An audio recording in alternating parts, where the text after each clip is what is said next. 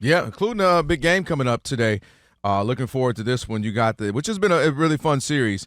Knicks and Pacers. They're in Indianapolis again. You got Game 4 going on. Pacers leading that series 2-1. Knicks getting the very close win in Game 3, 106-100. Just how far? What are your thoughts on how the Knicks have performed? Before I kind of go in on something that I've seen.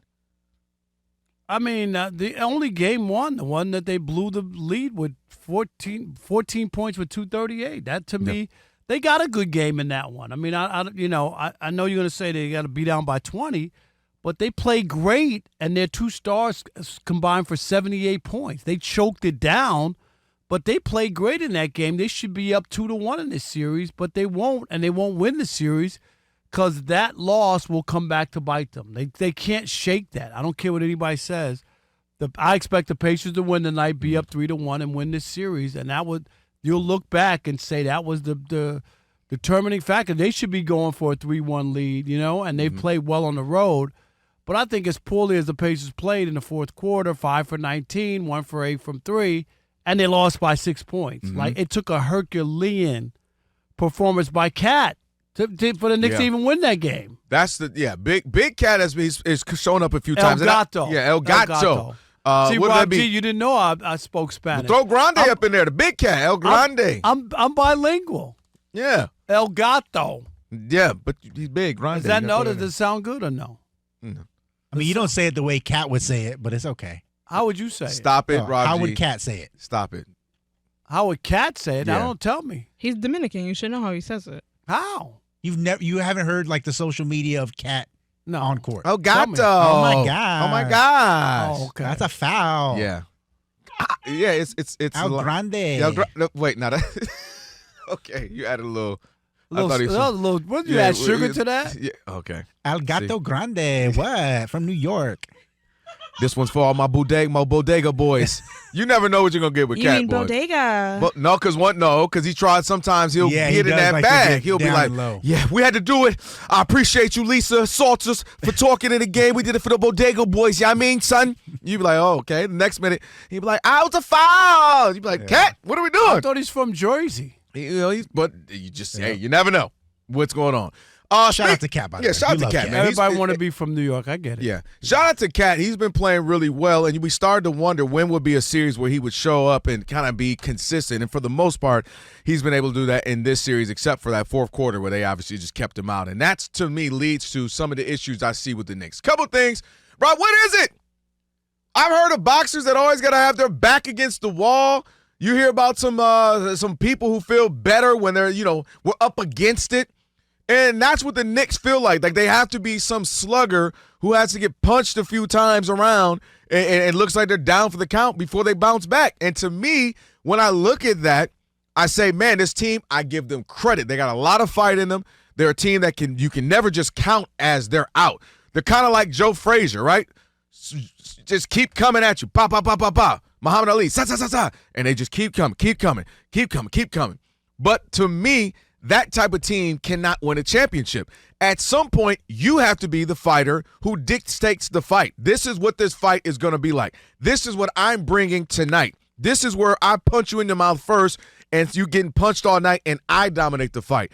And for some reason, the Knicks just don't have that in them.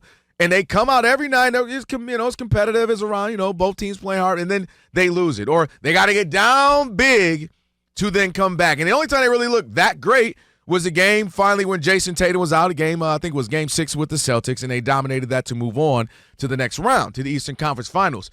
And we've been sitting here, you and I, and outside of Game 1 in this series, which I said they don't want to play that way, 130 but were they whatever down points. by 20 when they beat the Pistons every game at the Palace? Remember they had to go on a 20-0 run, and they just that was in Game 1, and but so I'm just saying against the games in but why can't they just look? Remember, we've been wondering, a start to finish. I get that. They don't have that in them. I think the last game, Game 3, you're up against, you can't afford to lose and go down 0-3, so I understand that one. I don't think any team wants to be down 20 and that's your calling card. They were up big in Game 1 and they choked it down, so it wasn't like they had to be down in order to play well. They played well there.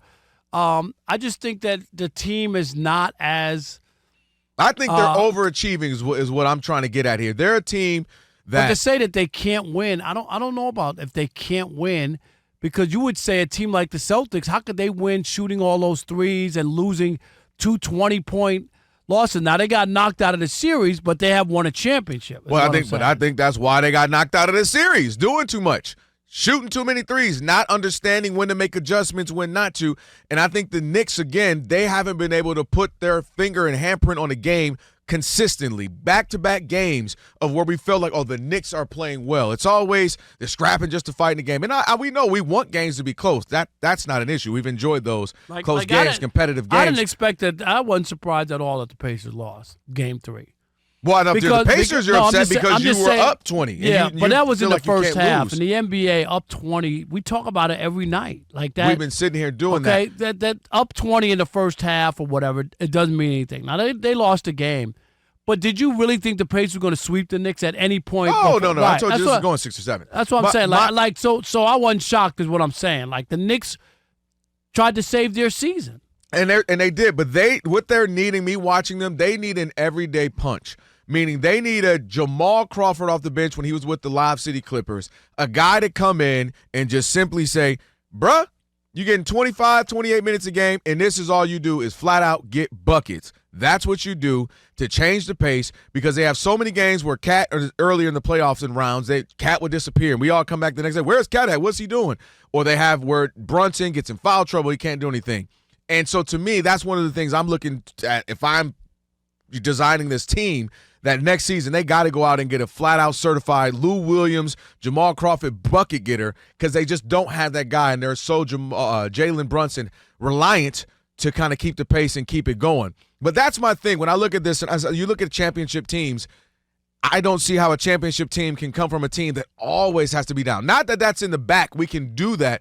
But it's for some reason they can't just come out and impose their will night in, night out. And you're not going to win every game. Duh, no team does that. Yeah, but the other they thing can't too, impose though, their will too often for me. But we've seen them, and I think the trait that they do have is that no game is safe or that they give up on any game. I love that about them. I love that about them. I think that's a trait of a winner, where you don't just give up. You're down, the shot's not falling, they're rimming out, whatever it is.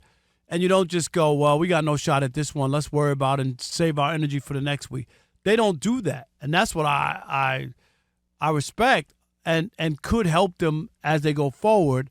I don't expect them to win this series, but I didn't expect them to get swept at all.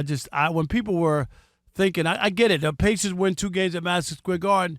You want to think the series is over. Oh, no. But you don't think it's going to be. Shown us that. No. That is going to be like they're going to get swept is my point. I never looked at it that way. No, I never looked. This is going 6 or 7. The Knicks, they're absolutely a gritty bunch, and they absolutely compete, and you love that about the team.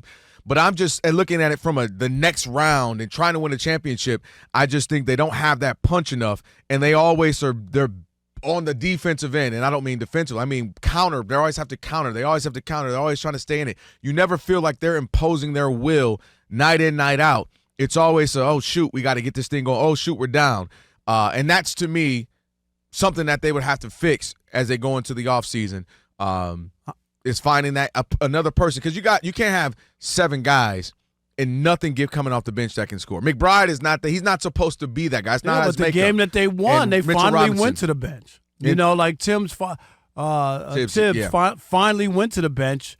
I don't know. He must have been not feeling well. No, he was trying to save his season is what he was trying to do. And at some point, you can't keep doing the same thing and expecting that, things are going to turn around. Definition of insanity. Right. I want a question with that point in mind, Rob. There's been a narrative coming in, and W talked about it earlier with Cat and Jalen Brunson. As great as they are, they do have some shortcomings. A big conversation to come out of Game 3 was that the reason why they came back was, of course, they brought in the bench. More specifically, they separated Towns and Brunson. I agree with that. They said we cannot have 2 defensive liabilities at the same time. Do you believe, moving forward in this series and for the foreseeable future, that they got to separate them either on the court or even get rid of one of them if they're going to reach the next level for the Knicks? I think that that's fair, because there's times when we're watching the games and I can't even tell Cat's in it. When Jalen Brunson's doing his thing, is Cat out there? Like he has the ball, dribbles, 17, 18, like seriously, and then he's forced to put up a shot because there's no more time to pass the ball around. So there is definitely something there, and defensively, both of them just don't do much, and you can't have both of them up there. That's why maybe they're always falling into the 20-point hole. Jalen Brunson has a habit. I'm about to share something that I remember I brought up to you guys before when I sat front row listening to Kobe Bryant. He was interviewed by Jamel Hill, and I'll speed this up as I paraphrase it. It was the first time I ever heard Kobe admit as to why sometimes he goes into the black hole and like doesn't see anything else, tunnel vision. I have to shoot it. And he said, when I was 7, 8, 9, 10, growing up in Italy, I was the only black kid on the court, and I barely learned the language, and they would make fun of me. They wouldn't pass me the ball. So whenever I would get the ball, he said I would black out, and I would just like, I got to shoot. I got to score. I might not get it back. I got to prove to them I could play. And he said it would just go like straight up tunnel vision. And he said that affected him. He admitted it. Until Game 7 against the Phoenix Suns. Where he didn't want to shoot. And then he admitted that in the NBA, he has those moments where he reverts back to that kid and he blacks out and he has to shoot. I have to do it. And I think Jalen Brunson has some of that. I have to prove I'm not too little. I have to prove I'm big and I'm strong. I have to. Because he will go in a dribble, run into your chest of somebody. I got to draw the foul. Run into the chest of the defender again. And he just forgets there's 4 other guys on the court, and one of them's pretty daggone good in Karl-Anthony Towns.